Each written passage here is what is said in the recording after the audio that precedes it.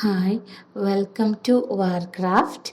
ഇന്ന് നമ്മൾ റവ കൊണ്ട് നെയ്പത്തിരിയാണ് ഉണ്ടാക്കാൻ പോകുന്നത്. അരിപ്പൊടി കൊണ്ടുള്ള നെയ്പത്തിരി പോലെ തന്നെ ടേസ്റ്റിയാണ് ഈ റവ കൊണ്ടുള്ള നെയ്പത്തിരി. നമുക്കിതിനി എങ്ങനെയാണ് ഉണ്ടാക്കാമെന്ന് നോക്കാം. അതിനുവേണ്ടി ഞാനിവിടെ 1 കപ്പ് റവയാണ് എടുത്തു വെച്ചിട്ടുള്ളത്. നമുക്കിതിനെ ഒന്ന് വറുത്തെടുക്കണം. പാൻ ചൂടാകുമ്പോൾ നമുക്ക് റവ ഇട്ട് കൊടുക്കാം. നന്നായിട്ടൊന്ന് റോസ്റ്റ് ചെയ്ത് എടുക്കണം. റവ റോസ്റ്റായി വന്നിട്ടുണ്ട്. നമുക്കിതിനൊരു പാത്രത്തിലോട്ട് മാറ്റാം. അതേസമയം 2 കപ്പ് വെള്ളം നമുക്ക് തിളപ്പിച്ചെടുക്കണം. ആ റവ മിക്സ് ചെയ്തെടുക്കാൻ വേണ്ടിയിട്ടാണ്. വെള്ളം തിളച്ച് വരുന്നിട്ടുണ്ട്. നമുക്കതിലേക്ക് ഉപ്പിട്ട് കൊടുക്കാം. ആ റവയ്ക്ക് ആവശ്യമുള്ള ഉപ്പ് ചേർത്ത് കൊടുത്തിട്ടുണ്ട്. ഇനി ആ റവയും കൂടി ചേർത്ത് നന്നായിട്ടൊന്ന് മിക്സ് ചെയ്ത് വെക്കണം.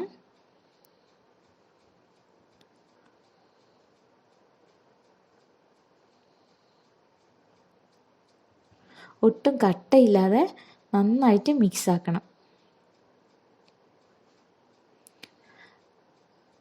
റവ ഇപ്പം നന്നായി മിക്സായി വന്നിട്ടുണ്ട്.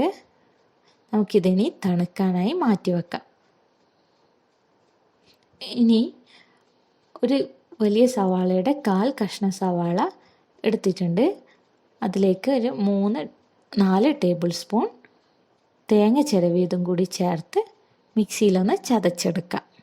കുറച്ച് ഉപ്പ് കൂടി ചേർത്ത് കൊടുക്കാം ഇതിനാവശ്യമുള്ള.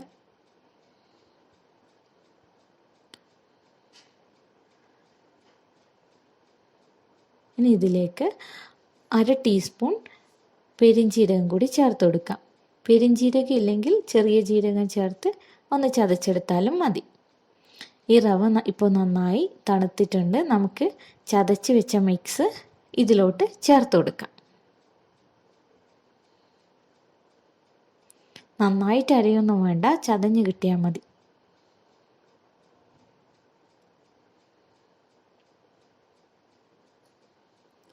ഓക്കെ, ഇനി ഇതിലേക്ക് ഒരു 1/4 ടീസ്പൂൺ ബേക്കിംഗ് സോഡ ചേർത്ത് കൊടുക്കാം.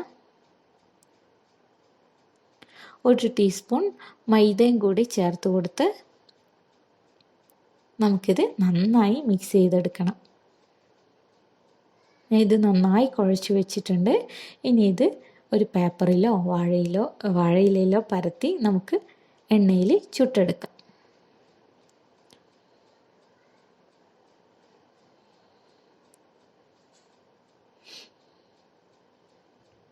ഞാൻ ചെറിയ ചെറിയ പത്തിരിയാണ് ഉണ്ടാക്കുന്നത് കേട്ടോ. വേണമെങ്കിൽ കുറച്ചുകൂടി വലിപ്പത്തിൽ ഉണ്ടാക്കാം.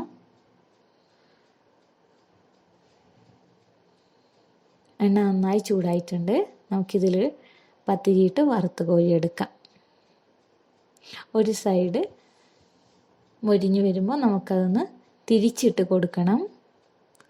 അങ്ങനെ 2 സൈഡും ഫ്രൈ ആകുമ്പോൾ നമുക്കിത് വാങ്ങി വെക്കാം.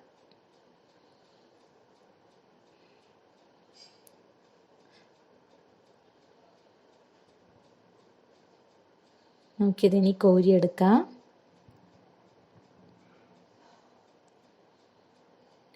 നല്ലൊരു ഈവനിങ് സ്നാക്കായിട്ടൊക്കെ യൂസ് ചെയ്യാൻ പറ്റുന്നൊരു ഡിഷാണ് കേട്ടോ. ഇതൊട്ടും ഒട്ടുന്നൊന്നുമില്ല. നമുക്ക് കൈവെള്ളയിൽ തന്നെ പരത്തിയെടുക്കാൻ പറ്റുന്നുണ്ട്. പേപ്പറോ ഒന്നും വേണമെന്നില്ല. ഇങ്ങനെ എല്ലാ പത്തിരികളും പരത്തി നമുക്ക് ഫ്രൈ ചെയ്ത് എടുക്കാം. അപ്പോൾ എൻ്റെ എല്ലാ പത്തിരിയും റെഡി ആയിട്ടുണ്ട്. കണ്ടില്ലേ, ഈസിയല്ലേ ഉണ്ടാക്കാൻ. അപ്പോൾ എല്ലാവരും ഉണ്ടാക്കി നോക്കണം. ഈവനിങ് സ്നാക്കായിട്ടോ ഡിന്നറിന് ചിക്കൻ കറിയുടെ കൂടെ കഴിക്കാനോ ഒക്കെ നല്ലതാണ്. അപ്പോൾ എല്ലാവരും ട്രൈ ചെയ്ത് നോക്കുക.